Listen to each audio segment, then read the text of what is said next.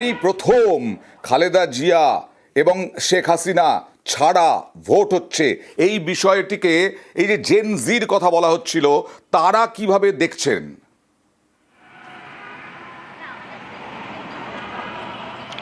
Gen Z আমি যেরকমকে বললাম 40 billion first time Gen Z voters.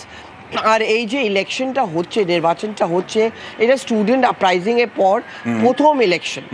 আর আমার মনে হয় ইউনিস অ্যাডমিনিস্ট্রেশনের উপরে এটা খুব চাপও ছিল কি আপনাকে একটা ইলেকশন করাতে হবে, নির্বাচন করাতে হবে।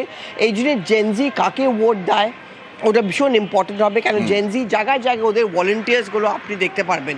আর সব জেনজি কিন্তু জামাতের সাপোর্ট করছে না, অনেক জেএমসি হচ্ছে যেটা বিএনপির ইউথ উইং আছে, ছাত্রদল, ওদের জন্যেও কাজ করছে। তো এই জেনজি ভোটটা ভীষণ ডিভাইডেড। আমার মনে হয় 1-2 ঘন্টার মধ্যে হয়তো পিকচারটা একটু ক্লিয়ার হয়ে যাবে কি কোথায় এই ভোটগুলো গেছে আর কাকে লাভ হবে। পল্লবী 1.5 বছর ধরে প্রায় বাংলাদেশের মানুষ তো অশান্তি দেখেছে চারিদিকে। আমরা ভোটটাকে ফেস্টিভ হিসেবে দেখি, ভোট উৎসব হিসেবে দেখি। বাংলাদেশের মানুষও কি এতদিন পরে ভোটটাকে সেইভাবেই দেখছেন? একদম। আমি সকালে যে রিপোর্টটা পাঠিয়েছিলাম, বিএনপি যেখানটায় তারিক আনভার ভোট দিতে এসেছিলেন, আর জায়গায় জায়গায় আমি যত জায়গায় ঘুরেছি, ঢাকাতে এটা হচ্ছে ধানমন্ডি এরিয়া, এখন আপনি দেখছেন কি লোকরা বাইরে বেরোচ্ছে, কিন্তু এখানটায় এদের মধ্যে খুব এনথুজিয়াজম ছিল। ওদের বক্তব্য হচ্ছে, অনেক লোক আমাকে বললো দিদি 16 বা 17 বছর পর প্রথম রিয়েল নির্বাচন হচ্ছে। কিন্তু এখানটা বেশিরভাগ লোকদের মধ্যে একটা এনথুজিয়াজম আছে, কেন ওরা মনে করে যে এই নির্বাচনটা যদি একদম রিগিং না হয়, একটা পলিটিক্যাল স্টেবিলিটি আসবে। ওই পলিটিক্যাল স্টেবিলিটিটা ভীষণ দরকার। এখানে চাকরি নেই, এখানে জেনজিরা চাকরি চায়, এই জন্য একটা পলিটিক্যাল স্টেবিলিটি, একটা গ্লোবাল অ্যাকসেপ্টেবিলিটি, এই দুটো জিনিস বাংলাদেশের জন্য ভীষণ important. Thank you so much Pallavi. আমরা কথা বলছিলাম CNN নিউজ 18-এর সিনিয়র এডিটর পল্লবীর সঙ্গে। বাংলাদেশ থেকে সরাসরি জানালেন কি পরিস্থিতি, এবং আজকে সকাল থেকেই ভোট উৎসব বাংলাদেশে, তার মধ্যেও কিছু অশান্তি হচ্ছে, ব্যাপক বোমাবাজি, দেদার ছাপ্পা, কিন্তু লাইনে প্রচুর মানুষ, বহু মহিলা লাইনে দাঁড়িয়েছেন তাদের ভোট দিতে, তাদের গণতান্ত্রিক অধিকার প্রয়োগ করতে। মহানন্দের দিন, মহানন্দের আজকে নতুন বাংলাদেশের জন্মদিন। কাজে আমরা অতীতকে ফেলে, দুঃস্বপ্নকে ফেলে এখন নতুন স্বপ্ন চলে গেলাম। আজকে সেই দিন সারা জাতির জন্য, আজকে মুক্তির দিন, সেটা আমরা উৎসব পালন করছি। এত আত্মত্যাগের পরে আজকে এই নির্বাচন, আশা করছি যে এই নির্বাচন সুষ্ঠু, অবাধ এবং নিরপেক্ষ হবে এবং শান্তিপূর্ণভাবে হবে।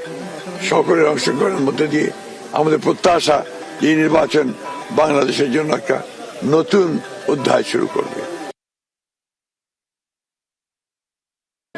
নীরব পরিবেশেই নির্বিঘ্নেই আমি ভোট প্রদান করলাম। আমি জনগণের প্রতি আহ্বান জানাচ্ছি, সকলের প্রতি আহ্বান জানাচ্ছি, আপনারা দলে দলে সবাই ভোট কেন্দ্রে আসুন। আজকে ভোটের দিন, আজকে এই দেশে নিজেদের মালিকানা বুঝে নেবার দিন। 16 বছর সুষ্ঠু নির্বাচনের সুযোগ ছিল না, আমাদের আজকে সুযোগ এসেছে এই ভোটাধিকার প্রয়োগের মাধ্যমে গণতন্ত্রকে প্রতিষ্ঠা করার, গণভোটে হ্যাঁ প্রদানের মাধ্যমে সংস্কার প্রক্রিয়াকে বাস্তবায়ন করার এবং 11 দলের পক্ষে অবস্থান নিয়ে বাংলাদেশকে এগিয়ে নিয়ে যাব।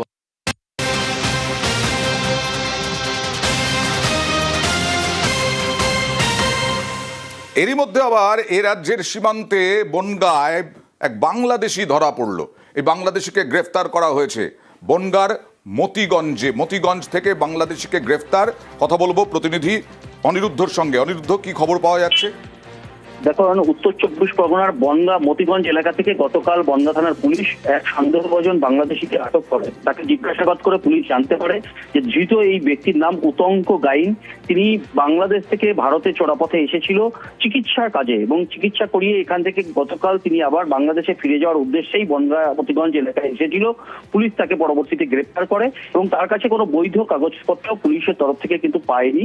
আজ তাকে বনগাঁ মহকুমা আদালতে পাঠিয়েছে বনগাঁ থানা পুলিশের পক্ষ থেকে। বেশ,